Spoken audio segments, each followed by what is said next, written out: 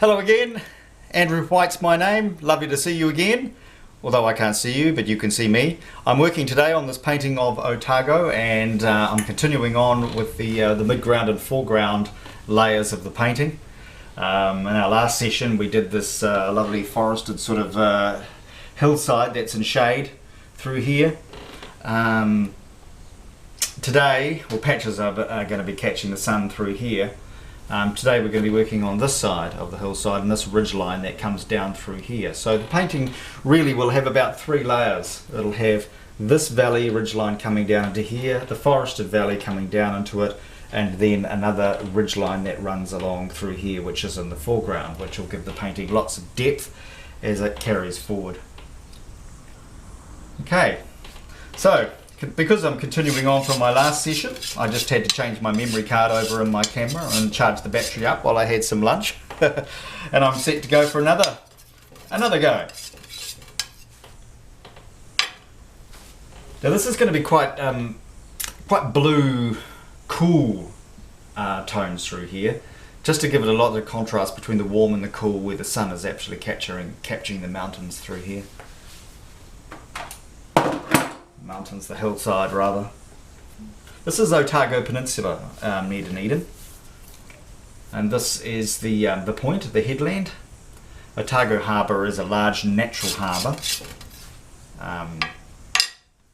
Shipping comes through there. There's a port there, and if you're ever near Oamaru, which is just north of Dunedin, of this location where I'm doing this painting, maybe only about 50 or 60 k's north, there's a place called Totara State Farm, and they do wonderful shows, reenactments of the old days there. And it's quite gruesome in a lot of ways because the old slaughterhouse is still there.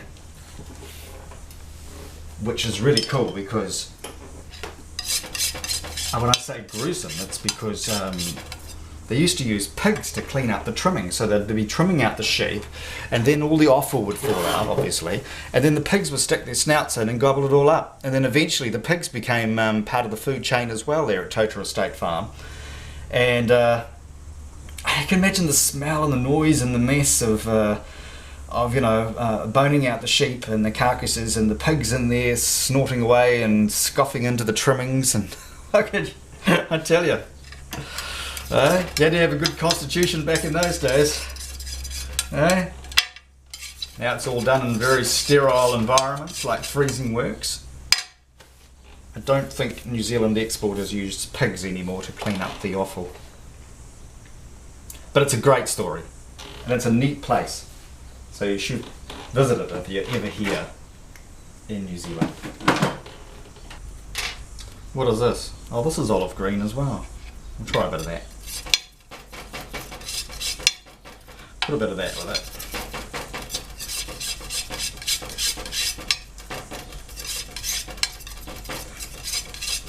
Once you get good at mixing, you can basically turn any colour into any colour you want. You know, there's a little bit of practice involved in that. It really does come to you over time. And sometimes it can be really hit and miss.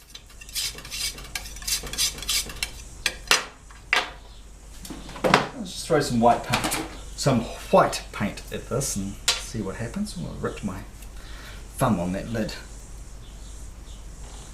Ooh, that bit of paint is old and crusty, isn't it? It's been sitting in that tube for a while. These are my little backup tubes of white paint, but if I don't use them eventually, then they tend to solidify a little bit beyond my liking. Having said that, I've used tubes of oil paint that have been like decades old, and they're still great.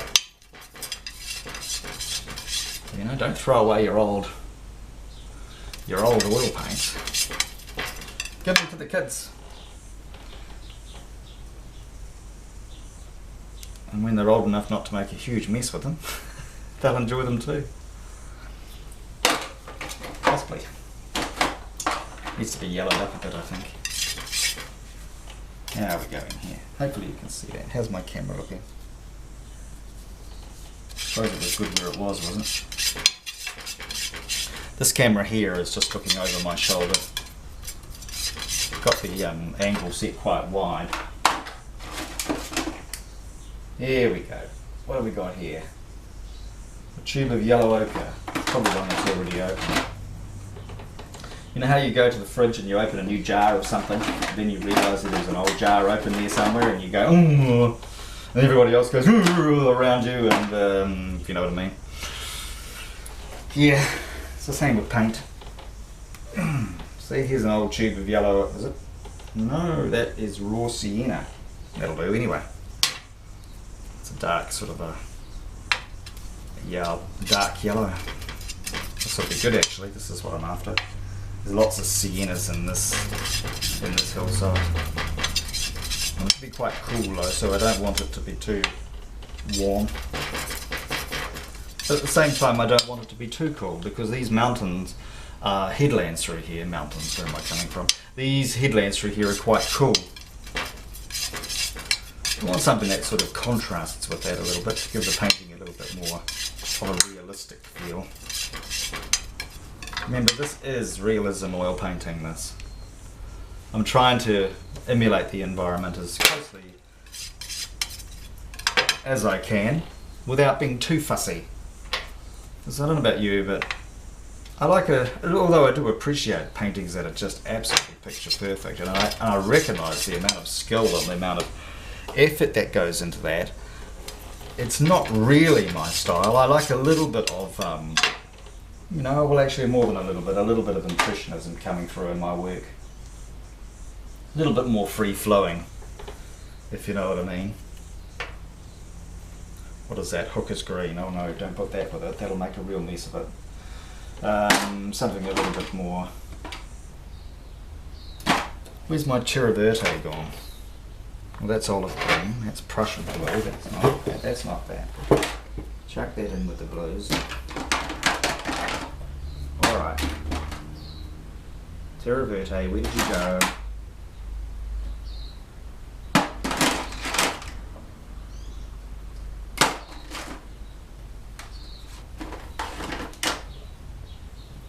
Aha! There you are. Hiding in amongst the browns. Were you?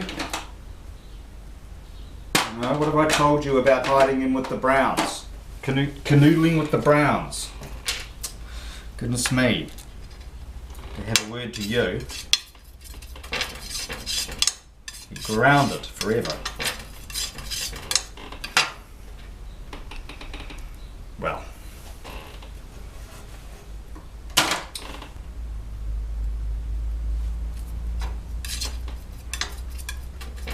My paints and my cat are the only things I get to boss around. Oh, it's too white. What am I doing? It's too light. Mix it with a bit of that and it should come right. There we go.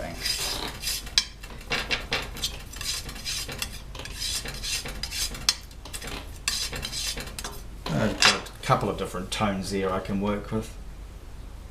Reasonably cool. Clean up my handles so that I'm not wearing big plobs of oil paint on my hands. This is quite good to do every now and again. Just pick up a rag and give everything a good wipe as you're working so that you're not spreading it everywhere. Okay, let's get on with this.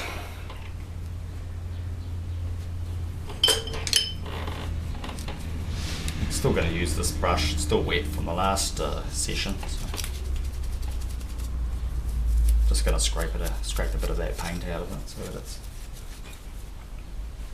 Okay, let's work on this hillside through here. Let's get this camera set up so that you can see that quite clearly.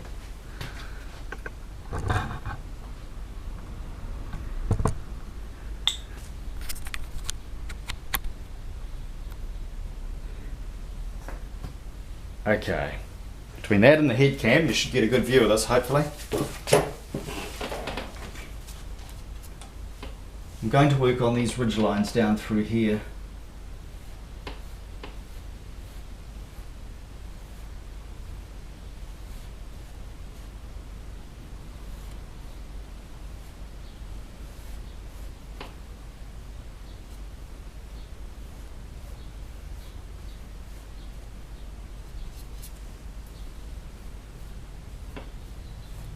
Paint's quite sticky.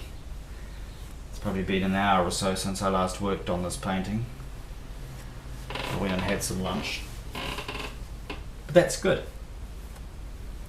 It means that whatever I've got over the top of it flows quite freely over the top. It actually works quite well. I'm still working wet on wet, which gives you the benefits of the paint being able to dry together.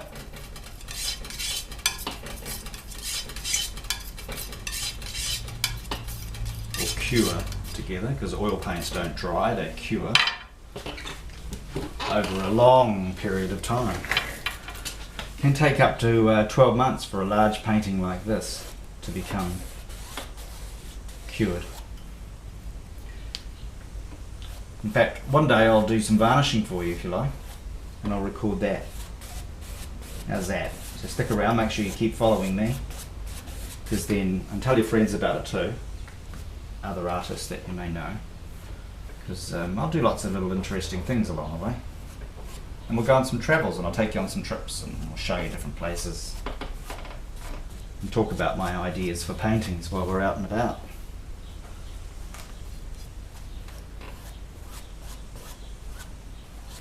Okay, so the landscape flows down through here into this valley.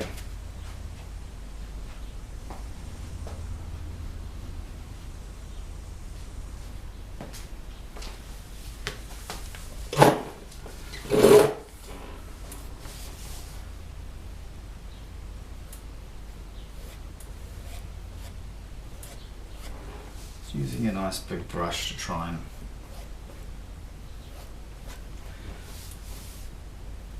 bring this texture through here.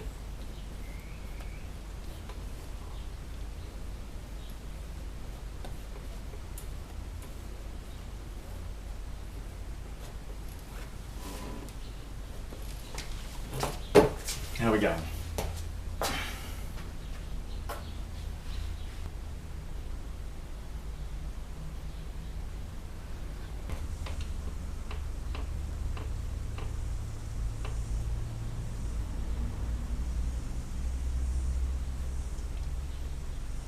Putting some of these lighter colours onto it now.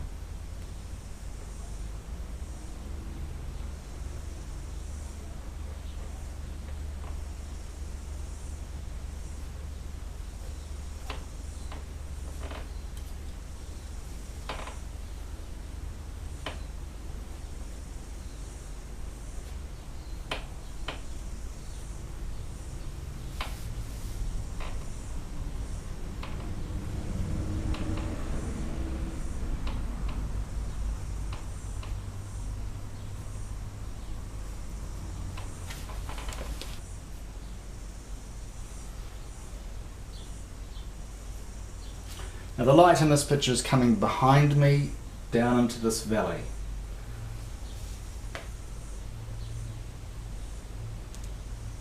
It's a good idea when you are painting to realise and have a real good idea of where the light's coming from. It's basically that's, as you can imagine, a basic prerequisite of doing any painting is knowing where your light is coming from and what effect that you want that light to have on your painting.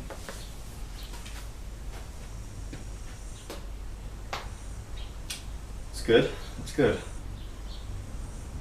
Now, let's start working on through here where the light's capturing the hillsides. The hillside. Now this is a completely different colour altogether. It's yellow, it's gold, it's light, it's sunset, evening glow. Not quite sunset, but late evening.